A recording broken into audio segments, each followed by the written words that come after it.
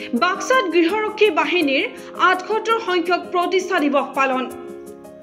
অসম আৰক্ষীক সহায়ৰ বাবে গঠন হোৱা অসম গৃহৰক্ষী বাহিনীৰ ৭৮ সংখ্যক প্ৰতিষ্ঠা দিৱস পালন। ৰাজ্যৰ অন্যান্য প্ৰান্তৰ লগতে বাক্সা জিলাতো শুকুৰবাৰে এদিনীয়া কাৰ্যসূচীৰে অনুষ্ঠিত হয় গৃহৰক্ষী বাহিনীৰ প্ৰতিষ্ঠা দিৱস। বাক্সা আৰু তামুলপুৰ জিলা গৃহৰক্ষা স্বেচ্ছাসেৱক কল্যাণ সন্থাৰ সহযোগত আনন্দপুৰৰ আঞ্চলিক সীমান্ত শংকৰদেৱ কলা মঞ্চ চৌহদত অনুষ্ঠিত হয় এই প্ৰতিষ্ঠা দিৱস।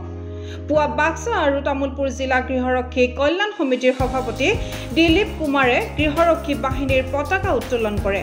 ইয়াৰ পিছতেই স্মৃতি তৰ্পণ গছ পুলি ৰোপণ কাৰ্যসূচী ৰূপায়ণ কৰা হয়। দুপৰীয়া সদৌ অসম গৃহৰক্ষী কল্যাণ সন্থাৰ উপসভাপতি পীৰ মহম্মদ আলীৰ সভাপতিত্বত এখনি মুকলি সভা অনুষ্ঠিত হয়।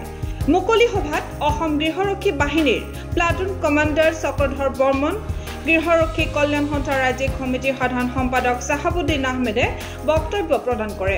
আৰু তামুলপুৰ স্বেচ্ছাসেৱক গৃহৰক্ষী কল্যাণ সন্থাই আমি গৃহৰক্ষী বাহিনীৰ প্ৰতিষ্ঠা দিৱস পালন কৰিব ওলাইছোঁ। ৭৮ সংখ্যক প্ৰতিষ্ঠা দিৱস পালন কৰিব ওলাইছোঁ। এই কাৰ্যসূচী লৈছিলোঁ যে আমি ৰাতিপুৱা আমাৰ প্ৰথমতে আছিল চাফাই অভিযান, তাৰপিছতে আমাৰ পতাকা উত্তোলন আৰু ২ নম্বৰতে থাকিলে আমাৰ শ্বহীদ তৰ্পণ আৰু তাৰপিছতে বন্তি প্ৰজ্বলন আৰু শেষত বৃক্ষৰোপণ কৰিলোঁ। আৰু এতিয়া আমাৰ মঞ্চত আমন্ত্ৰিত অতিথিসকলৰ দ্বাৰা সভা চলি আছে।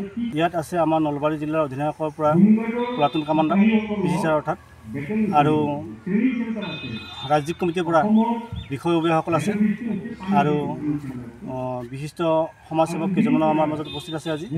আমি আজি আমাৰ এই উদযাপন দিৱসৰ পৰাই আমি চৰকাৰক এইটোৱে অনুৰোধ জনাওঁ যে আমাৰ গৃহৰক্ষী বাহিনীৰ চাকৰিসকল যাতে নিয়মীয়া কৰি দিয়ে আৰু যাতে আমি ১২ মাহে ডিউটি পাওঁ, এইটোৱে আমাৰ চৰকাৰৰ ওচৰত বিনম্ৰ অনুৰোধ। আমাৰ বিভিন্ন ধৰণৰ সমস্যা আছে। আমাৰ ধৰক চাকৰিটো প্ৰথম কথা নিয়মীয়কৰণ। আমি চাকৰি নিয়মীয়কৰণৰ কাৰণে আজি বহুদিনৰ পৰা আমি লাগি আছোঁ, কিন্তু চৰকাৰে আমাক কোনো ধৰণৰ গুৰুত্ব দিয়া নাই।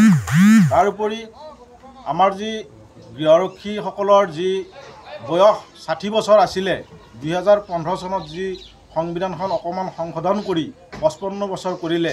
গতিকে ইয়াৰ ওপৰত আমি আইনী ব্যৱস্থা লোৱাৰ বাবে আমি প্ৰয়াস কৰিছোঁ, ব্যৱস্থা হাতত লৈছোঁ।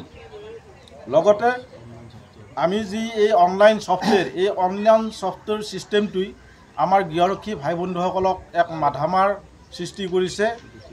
গতিকে আমাৰ যি মৃত গৃহৰক্ষী পৰিয়াল আজি আমাৰ মাজৰ পৰা এই সংসাৰৰ পৰাই গুচি গ'ল, তেখেতসকলৰ পৰিয়ালক কোনো ধৰণৰ আৰ্থিক সাহায্য প্ৰদান কৰা নহয়।